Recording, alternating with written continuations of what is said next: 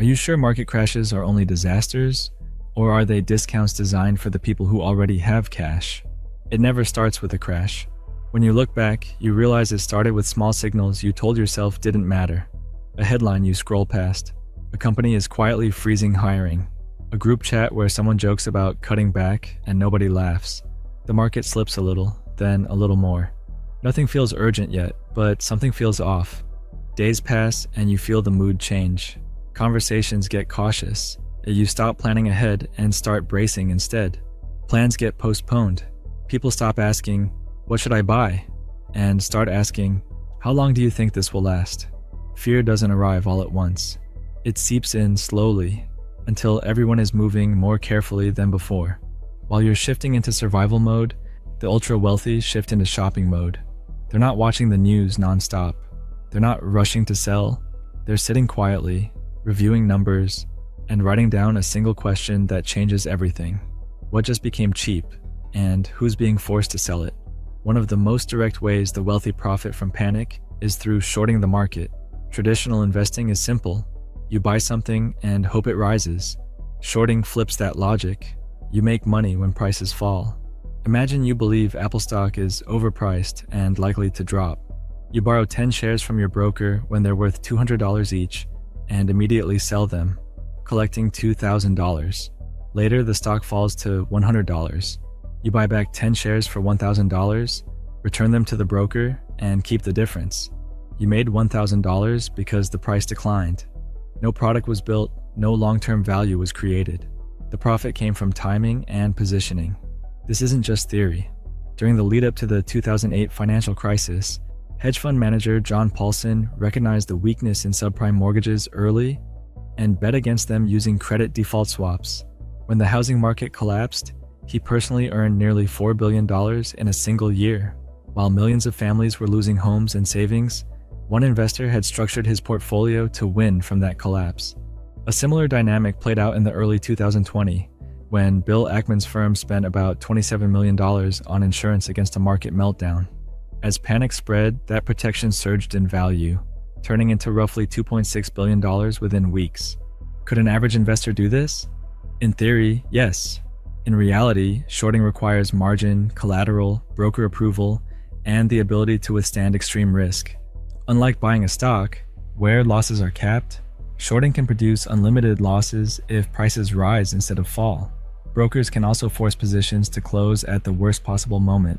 That combination of access and risk tolerance makes shorting a tool mostly reserved for those with deep pockets and strong connections. Another, quieter strategy is far more powerful over time: holding cash.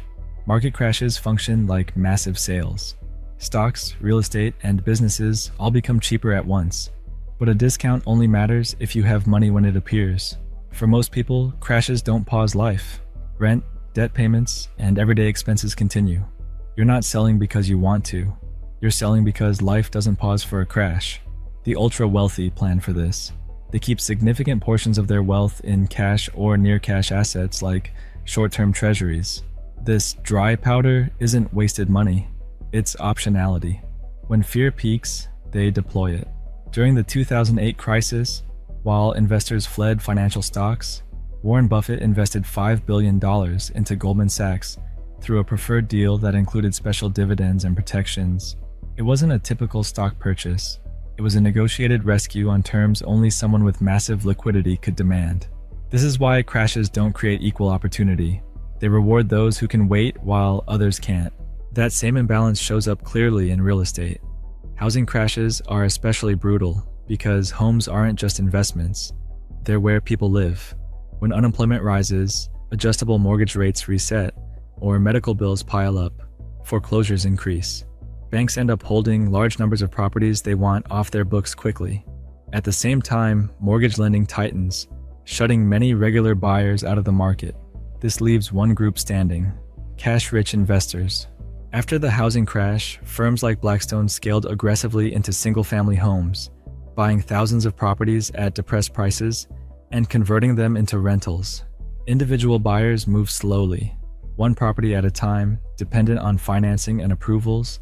Large funds move fast, make bulk purchases, and close with cash. The long-term effect is subtle but powerful. Ownership shifts. Former homeowners often become renters, sometimes in the same homes they once owned. Monthly payments that once built personal equity now build institutional wealth.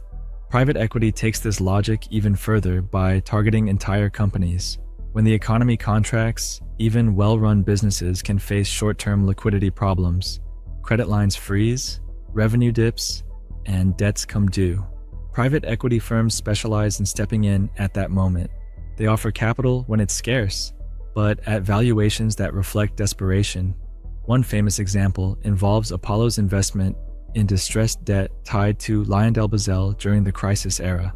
By purchasing debt at a steep discount and restructuring it as conditions improved, the firm generated enormous returns.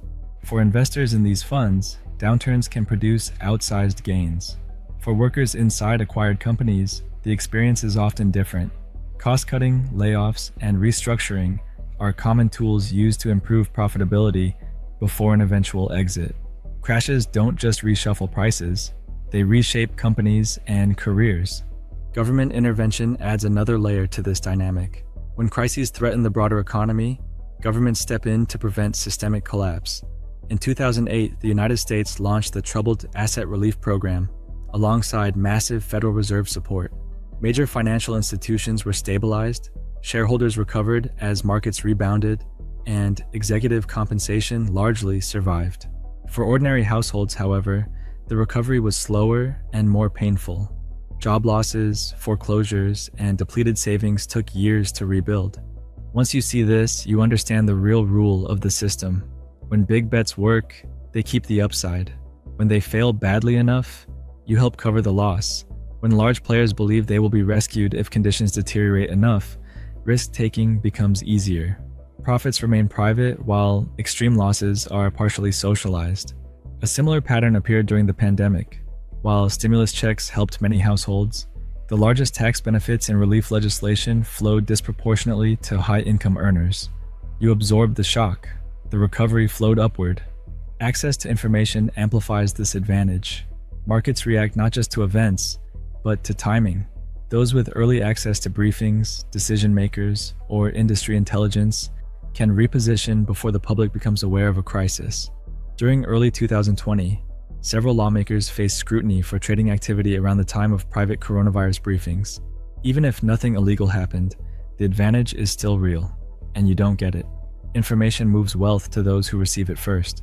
When financial assets feel unstable, wealthy investors often turn to physical ones. Commodities like gold, farmland, and energy resources are seen as stores of value when confidence in markets declines. After the 2008 crisis, gold prices surged as investors sought safety. During the early months of the pandemic, oil prices briefly turned negative due to storage shortages. For most people, it was a confusing headline. For investors with storage access and capital, it was a rare opportunity to acquire assets at extreme discounts. Another less visible but highly profitable strategy involves distressed debt. During downturns, banks and lenders sell defaulted loans for fractions of their original value to clean up balance sheets. Debt buyers purchase these portfolios and attempt to collect more than they paid. Even modest recovery rates can generate strong returns because the initial purchase price is so low. While legal and regulated, this business model directly profits from financial distress. When you step back, the pattern becomes difficult to ignore. Market crashes don't simply erase wealth, they move it, from those forced to sell to those prepared to buy, from households under pressure to institutions with patience, from workers and taxpayers to investors positioned for recovery. The ultra-wealthy aren't better at predicting disasters. They're better at structuring their finances to benefit from volatility. The lesson for everyone else isn't hopelessness, it's clarity. Crashes aren't random lightning strikes. They are recurring events where liquidity, flexibility, and time become power. The real danger isn't market declines. It's being trapped when they happen. Building even a small buffer, avoiding forced selling, and understanding how cycles work can change outcomes dramatically. The divide isn't intelligence, it's options. And the more clearly you see how the system operates, the harder it becomes for it to quietly work against you. If this made you rethink what market crashes really are, make sure you're subscribed, because money doesn't move randomly, And once you understand how it really moves, you stop being surprised when it moves against you. Every week, we break down how wealth actually works, who really benefits during chaos, and how you can avoid being on the wrong side of the next cycle. Hit subscribe, stay curious, and give yourself the advantage of understanding what most people only realize after it's too late.